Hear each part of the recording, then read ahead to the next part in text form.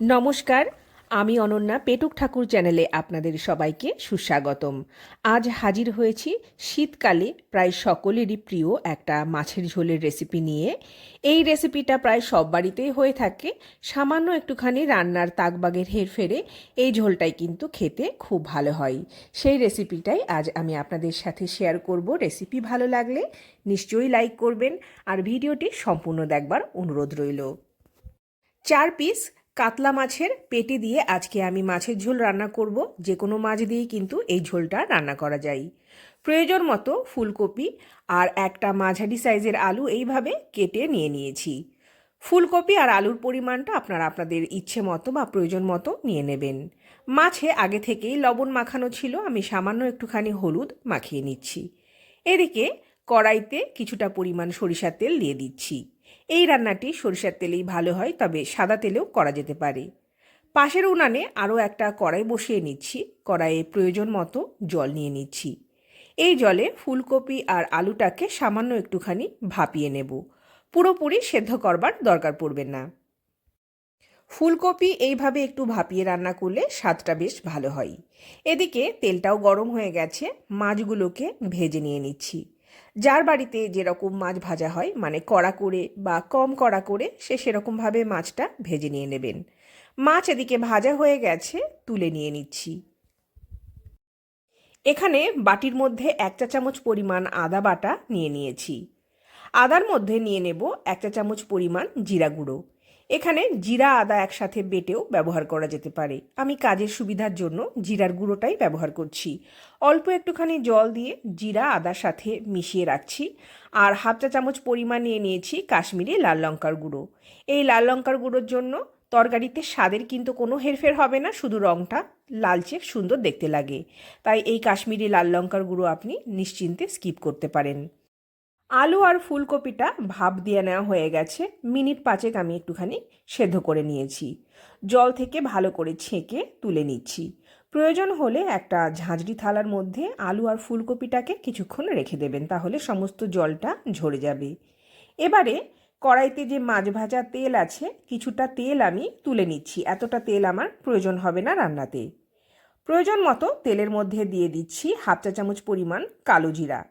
এই মাছের ঝোলটা আমার বাড়িতে সাধারণত 5 ফোড়ন দিয়ে রান্না করা হয়। আজকে আমি 2 রকম ফোড়ন দিয়ে রান্না করব। চলুন দেখি কিভাবে রান্নাটা শেষ হয়। এখানে ভাপিয়ে নেওয়া ফুলকপি আর আলুগুলোকে দিয়ে দিয়েছি ফোড়ন তেলের মধ্যে। তারপর নাড়াচাড়া করে সামান্য একটুখানি ভেজে নিচ্ছি। 1/2 চা চামচ পরিমাণ হলুদ গুঁড়োও দিয়ে দিয়েছি। আলু আর কপিটাকে সামান্য একটুখানি ভেজে নেব। খুব বেশি লালচে করে ভাজবার প্রয়োজন হবে না। যতটা ঝোল প্রয়োজন হবে সেই মতো সাধারণ উষ্ণতায় ঘরে থাকা যে জলটা সেটাই দিয়ে দিচ্ছি। গরম জল ব্যবহার করবার প্রয়োজন হবে না। প্রয়োজন মতো লবণ দিয়ে দিচ্ছি। নাড়াচাড়া করে ঝোলটাকে সেদ্ধ হতে দেব। এখানে আমি 1 চিমটা চিনি দিয়ে দিচ্ছি। চিনি যারা অপছন্দ করেন তারা চিনিটা অ্যাভয়েড করে যাবেন। তবে চিনির জন্য ঝোলে কিন্তু মিষ্টি স্বাদ তৈরি হবে না, বেশ সুন্দর একটা স্বাদ তৈরি হয়, সেই জন্য আমি এখানে চিনিটা ব্যবহার করলাম। এদিকে ফুলকপি আলু সমস্ত কিছু সেদ্ধ হয়ে গেছে। ফুলকপি আলুর এই ঝোলটাকে অন্য একটা পাত্রের মধ্যে ঢেলে রেখে দিচ্ছি। ওই কড়াইটাকেই বসিয়ে নিচ্ছি উনানের ওপরে। প্রয়োজন মতো আরও 1 টেবিল চামচ পরিমাণ সরিষার তেল দিয়ে দিচ্ছি, ওই আগের পোড়া তেলটাই। দিয়ে দিচ্ছি 1/2 চা চামচ পরিমাণ রাঁধুনি ফোড়ন। তারপর একটা ছোট পেঁয়াজ কুচি করে রাখা ছিল, সেটাকে দিয়ে দিচ্ছি। পেঁয়াজটা একটুখানি ভাজা ভাজা করে নেব। গ্যাসের আঁচটাকে আমি এখানে মাঝারি করে দিয়ে রেখেছি, তা না হলে কড়াইটা পুড়ে যেতে পারে। একটা ছোট সাইজের টমেটো অ্যাড করে দিচ্ছি। মাঝারি সাইজের টমেটো হলে অর্ধেকটা পরিমাণ ব্যবহার করবেন। আবারও একটুখানি নাড়াচাড়া করে নেব। তারপর আদা জিরে কাশ্মীরি লঙ্কা যে একটা বাটিতে গুলে রেখেছিলাম সেটাকে দিয়ে দিচ্ছি তেলের ওপরে। তারপর নাড়াচাড়া করে মশলার সাথে সমস্ত কিছু খুব ভালো করে কষিয়ে নেব, যতক্ষণ না মশলা থেকে তেল ছেড়ে যায়। মশলাটা কষানোর সময় 2-1 বার অল্প অল্প করে জল ব্যবহার করা যেতে পারে। আমি এখানে মশলার বাটি ধোয়া কিছুটা পরিমাণ জল ব্যবহার করছি। মশলা সুন্দর করে কষানো হয়ে গেছে, মশলা থেকে সুন্দরভাবে তেলটা ছেড়ে গেছে। এবারে আলু আর ফুলকপির যে ঝোলটা পাশের পাত্রে ঢেলে রেখেছিলাম সেটাকে অ্যাড করে দিচ্ছি। তারপর নাড়াচাড়া করে সমস্ত কিছু ভালো করে মিশিয়ে নেব। যে বাড়িতে তরকারিতে যেরকম পরিমাণ ঝাল খাওয়া হয় সেটা বুঝে কাঁচা লঙ্কা অ্যাড করে দিতে হবে।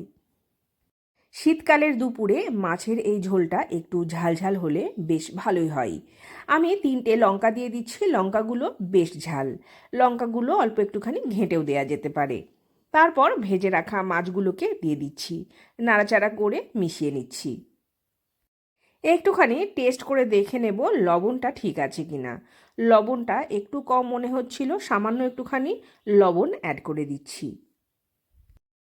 প্রিয় দর্শক বন্ধু, অবশ্যই আপনার আমার প্রিয় রান্নার চ্যানেল পেটুক ঠাকুর সাবস্ক্রাইব করে নেবেন। পাশে রাখা বেল বাটনটি অল করে দেবার অনুরোধ করছি। এইভাবে একবার মাছের ঝোল রান্না করে খাবেন, দেখবেন পরিবারের মানুষেরা খেয়ে ভীষণ তৃপ্তি পাবে। শীতকালে মাছের এই ঝোলটা ধনেপাতা ছাড়া অসম্পূর্ণ। আমি কিছুটা পরিমাণ ধনেপাতা কুচি এখানে ব্যবহার করছি। তারপর ঢাকা দিয়ে 5 মিনিটের জন্য রেখে দেব। গরম গরম ধোয়া ওঠা ভাতের সাথে পরিবেশন করব। কমেন্ট করে অবশ্যই জানাবেন কেমন লাগলো আমার এই রেসিপি। আপনাদের কমেন্টের অপেক্ষায় থাকব। আপনাদের একটা লাইক অথবা কমেন্ট পরবর্তী ভিডিও বানাবার মোটিভেশন তৈরি করে। অনেক ভালো থাকবেন, সুস্থ থাকবেন। আপনাদের সাথে দেখা হবে পরবর্তী কোনো নতুন দিনে, পরবর্তী কোনো নতুন রেসিপির সাথে। আজকের মতো বিদায়, নমস্কার।